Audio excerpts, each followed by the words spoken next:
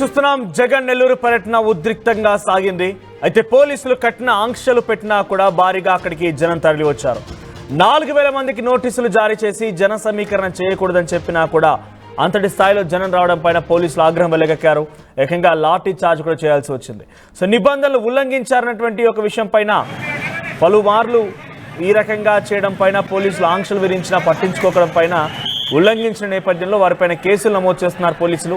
మాజీ ఎమ్మెల్యే నల్లపరెడ్డి, ప్రసన్న కుమార్ రెడ్డితో పాటుగా పలువురు వైసీపీ నేతలు, కార్యకర్తలపైన పోలీసులు కేసులు బనాయించే అవకాశం కనబడుతోంది.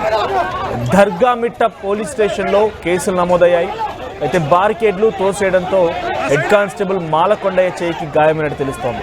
కుడి చేయి విరిగిపోవడంతో ప్రభుత్వ హాస్పిటల్లో చేర్పించారు ఆయన్ని.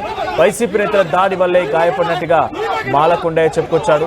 అక్కడికి వచ్చిన నేపథ్యంలో వైసీపీ శ్రేణులు పోలీసులపై కూడా దాడి చేసేందుకు యత్నించారు. పోలీసుల పైన కూడా చాలా దురుసుగా ప్రవర్తించారు. బాహాబాహికి దిగారు, వాగ్వాదాన్ని దిగారు, తోపులాట కూడా చోటు చేసుకుంది. అయితే ముందుగా ఆయన హెలిప్యాడ్ వద్దకి అంత సవ్యంగానే జరిగింది. హెలిప్యాడ్ వద్దకి 10 మంది రావాలనుకున్నారు. 10 మందికి అనుమతించారు పోలీసులు. 10 మంది మాత్రమే వచ్చారు. జగన్మోహన్ రెడ్డిని స్వాగతించారు. ఆ తర్వాత జైలు లోపలికి కేవలం 3కి మాత్రం అనుమతిని ములాఖాత్లు కలవడానికి అక్కడ కూడా చాలా సవ్యంగానే జరిగింది. కానీ ఆ తర్వాత నుంచి అసలు రభస మొదలైంది. జగన్మోహన్ రెడ్డి నెల్లూరు జైల్లో మాజీ మంత్రి కాకాని గోవర్ధన్ని కలిసిన తర్వాత అటు పిమ్మట మాజీ ఎమ్మెల్యే నల్లపరెడ్డి ప్రసన్న కుమార్ రెడ్డి నివాసానికి వెళ్లేందుకు షెడ్యూల్లో ఫిక్స్ చేసి ఉంచారు. సో ఆయన నివాసానికి వెళ్ళేటువంటి దారిలో ఒక రసాభాస చోటు చేసుకుంది. అక్కడ మొదలైంది కథ. అసలు కథ అక్కడ షురు అయింది. అక్కడి నుంచి ఇక రసాభాస మొదలై బాహాబాహికి దిగడాలు, వైసీపీ కార్యకర్తలు కూడా పోలీసుల పైన దాడి చేయడాలు, పోలీసులు కూడా లాఠీ చార్జ్ చేయడాలు, ఏకంగా నల్లపరెడ్డి ప్రసన్న కుమార్ రెడ్డి పైన కూడా దాడి చేసే పరిస్థితి కూడా కనిపించింది. 4000 మందికి నోటీసులు జారీ చేసినా కూడా ఇంకా ఈ జన సమీకరణ వద్దని చెప్పి ఈ రకంగా రసాభాసకు దిగారని చెప్పి పోలీసులు ఏకంగా జగన్మోహన్ రెడ్డి, నల్లపరెడ్డి ప్రసన్న కుమార్ రెడ్డి ఇంటికి వెళ్లకుండా రోడ్లపైన బార్కేడ్లు, కంచెలను ఏర్పాటు చేశారు. దానికి నిరసనగా ఏకంగా హరిత హోటల్ ముందు నల్లపరెడ్డి ప్రసన్న కుమార్ ధర్నాకు దిగారు. అందరితో, కార్యకర్తలతో రోడ్డుపై బైఠాయించారు. ఒక ఉద్రిక్తత పరిస్థితి దారితీసింది. అక్కడి నుంచి పోలీసులు లాఠీ చార్జ్ చేయాల్సి వచ్చింది. అయితే వైసీపీ కార్యకర్తలు చేయడం వల్లే తన చేయి విరిగిపోయిందని చెప్పి ఆ విజువల్స్ మనం ఎక్స్రేని చూస్తూ ఉన్నాం. ఆయన చేయి విరిగినటువంటి ఆ ఎక్స్రేని ఎక్స్క్లూజివ్గా ఆర్టీవీ మీకు చూపించే ప్రయత్నం చేస్తోంది. సో ఆయన చేయి విరగడానికి గల ప్రధాన కారణం మాలకొండయ్య. ఆయన కానిస్టేబుల్గా పనిచేస్తున్నారు. బందోబస్తులు ఆయన కూడా ఉన్నారు. పోలీసులు అటు వైసీపీ కార్యకర్తల మధ్య జరిగినటువంటి ఉద్రిక్తత పరిస్థితి నేపథ్యం ఆయన కూడా అక్కడే ఉన్నారు. అయితే ఒక బార్కేడ్ వైసీపీ కార్యకర్తలు తన చేయిపై పడేయడం వల్లగానే ఈ రకంగా చేయి విరిగిందని చెప్పి మాలకొండయ్య ఆవేదన వ్యక్తం చేస్తున్నాడు. సో ప్రస్తుతానికి పోలీసులు అటు నల్లపరెడ్డి ప్రసన్న కుమార్ రెడ్డితో పాటుగా పలువురి పైన కేసులు నమోదు చేసే అవకాశం కనబడుతోంది. సో ప్రస్తుతానికైతే అక్కడ దర్గామిట్ట పోలీస్ స్టేషన్లో పలువురి పైన కేసులు నమోదైనట్టు తెలుస్తోంది. మరి ఎవరెవరిపైన ఎటువంటి సెక్షన్ల పైన కేసు నమోదు చేస్తారని ఇంకా తెలియాల్సి ఉంది. సో అక్కడ ఆసుపత్రి బెడ్ పైన మాలకొండయ్య చికిత్స పొందుతున్నటువంటి విజువల్స్ మనం చూస్తూ ఉన్నాము. సో కానిస్టేబుల్ చేయి కూడా విరిగింది. అంటే గతంలో ఏకంగా ఒక మనిషి మరణించాడు, ఇప్పుడు చేయి విరిగింది. జగన్మోహన్ రెడ్డి పర్యటన అంటేనే పోలీసులకి చుక్కలు కనబడుతున్నాయి. ప్రజలు కూడా, సామాన్య ప్రజలు కూడా ప్రాణాలు కోల్పోతున్నారు. మరి ఒక సామాన్యమైనటువంటి పర్యటన కాకుండా ఇంత ఉద్రిక్త దారి తీయడము, ఏకంగా ప్రాణాలు కోల్పోవడము, చేతులు విరిగిపోవడము, కాళ్ళు విరిగిపోవడం, ఇది పర్యటనకు సంబంధించినటువంటి అంశమా? ఒక పర్యటన ఇంత ఉద్రిక్తలు దారితీస్తుందా? ఒక పర్యటన ఇంతటి దారుణాలకి ఒడిగడుతుందా? వైసీపీ కార్యకర్తలైనా కనీసం కొంత ఆచితూచి వ్యవహరించాల్సింది. వారు కూడా శృతిమించిపోయి డైరెక్ట్గా దాడులు చేయడాలు, మరి రసాభాసకు దారితీయడాలే ఇటువంటి పరిస్థితికి దారితీస్తూ ఉన్నాయి. ఏదేమైనా గత పర్యటన మనం చూస్తాం. గత పర్యటనలో ఏకంగా ఒక మనిషి మరణించాడు. స్వయంగా జగన్మోహన్ రెడ్డి ప్రయాణిస్తున్నటువంటి ఆ కారు కింద పడిపోయి ఆయన చనిపోయినట్టుగా మనం చూస్తున్నాం. సో ఇప్పుడు మరొక కానిస్టేబుల్ కూడా ఈ రకంగా ఆయన పర్యటనలో గాయపడిపోయి ఆసుపత్రిలో చికిత్స పొందుతున్నాడు. ఒకసారి ఆ కానిస్టేబుల్ ఆసుపత్రి బెడ్ పై నుంచి మాట్లాడుతున్నాడు. ఆయన ఏం మాట్లాడుతున్నాడో చూద్దాం.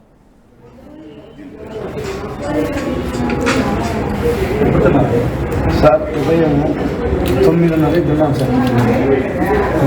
తర్వాత ఊళ్ళో వాటర్ తాగాను సార్. ఎప్పుడు తాగారు? వాటర్ కూడా 1 గంట ముందు, అంటే ఇది పడక మీద ఒక 1 అవర్ ముందు. ఇంకెక్కడ ఏం లేవు సార్.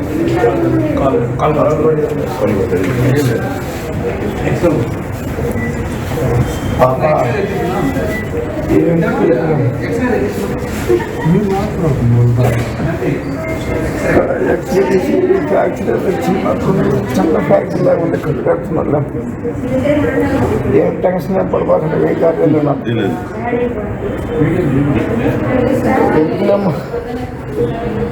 లేమ్మా. హలో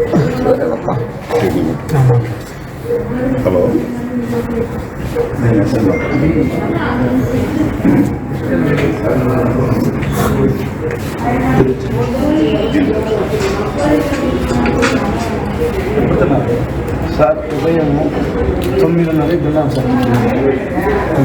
తర్వాత ఊళ్ళో వాటర్ తాగాను. రైట్, జగన్మోహన్ రెడ్డి పర్యటన అంటేనే పోలీసులకు చుక్కలు కనబడుతున్నాయి. సామాన్య ప్రజలు కూడా ప్రాణాల చేతిలో పెట్టుకుంటూ ఉన్నారు. వైసీపీ కార్యకర్తలు, వైసీపీ నాయకుల యొక్క రసాభాస అటువంటి పరిస్థితి దారితీస్తోంది. ఈ మాటనే మాట్లాడే అతిశయోక్తి కావచ్చేమో, కానీ డెఫినెట్గా అటువంటి పరిస్థితి నెలకొన్నాయి. జగన్మోహన్ రెడ్డి గత పర్యటనలో ఏకంగా ఒక సామాన్యమైనటువంటి ఒక పీదవాడు, అట్ ది సేమ్ టైం ఒక చాలా వృద్ధాప్యంలో ఉన్నటువంటి ఆ వ్యక్తి పేదవాడు, ఆయన ప్రయాణిస్తున్నటువంటి కారు టైర్ కింద నలిగిపోయి చనిపోవడం చూసాం. ఇప్పుడు తాజాగా మరో కానిస్టేబుల్ కూడా గాయాల పాలైపోయి ఆసుపత్రిలో బెడ్పైన చికిత్స పొందుతున్నారు. మా ప్రతినిధి గయాస్ సిద్ధంగా ఉన్నారు. గయాస్, ప్రస్తుతానికి ఎవరెవరిపైన కేసులు నమోదయ్యాయి? జగన్మోహన్ రెడ్డి పర్యటన నేపథ్యంలో ఇటువంటి ఉధృత పరిస్థితులు దారితీస్తున్న నేపథ్యంలో పోలీసులు ఏం చెప్తున్నారు?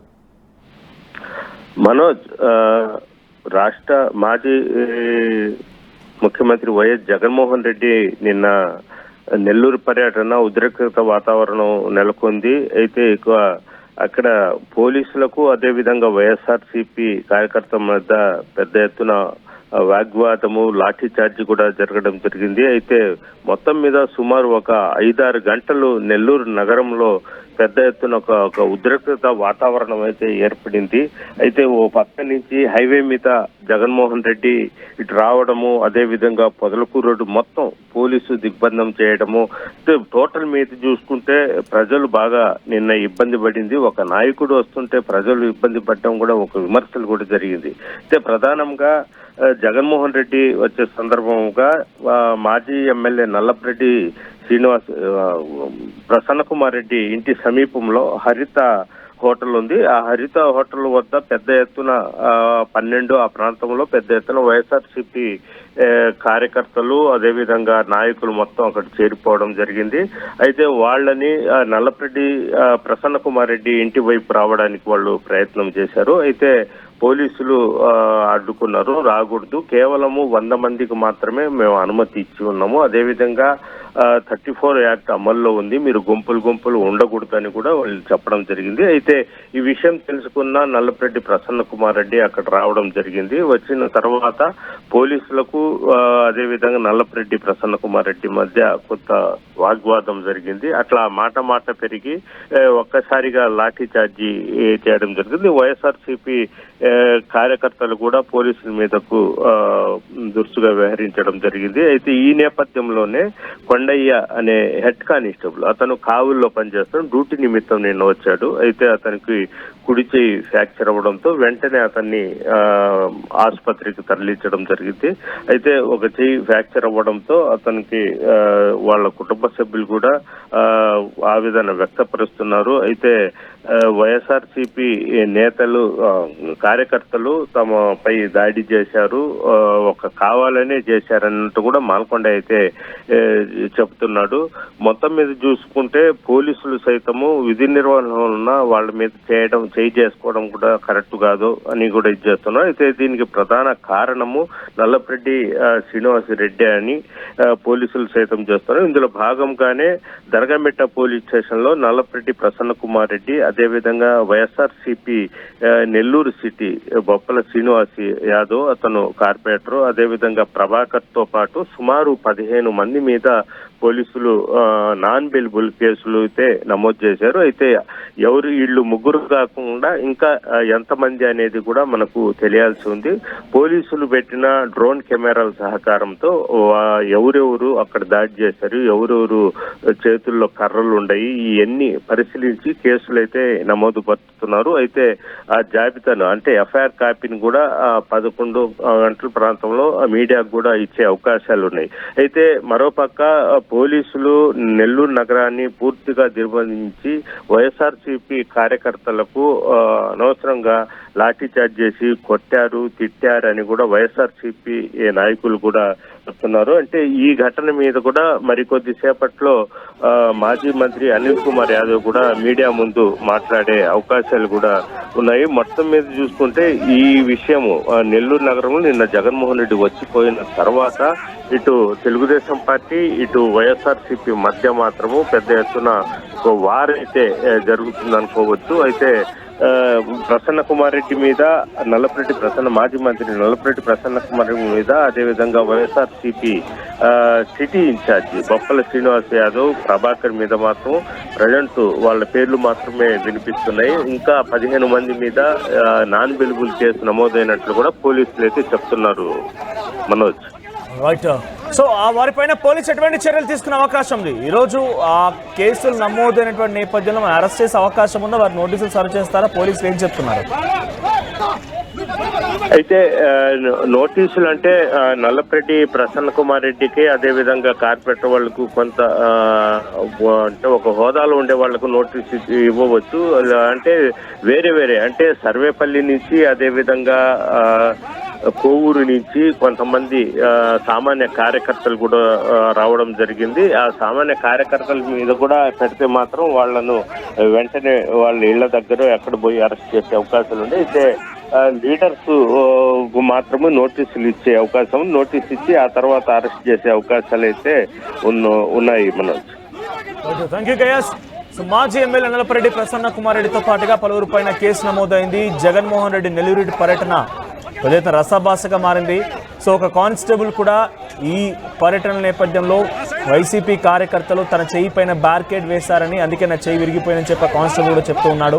సో వైసీపీ శ్రేణులు పోలీసులకు మధ్య బాహాబాహికి తోపులాట మధ్యలో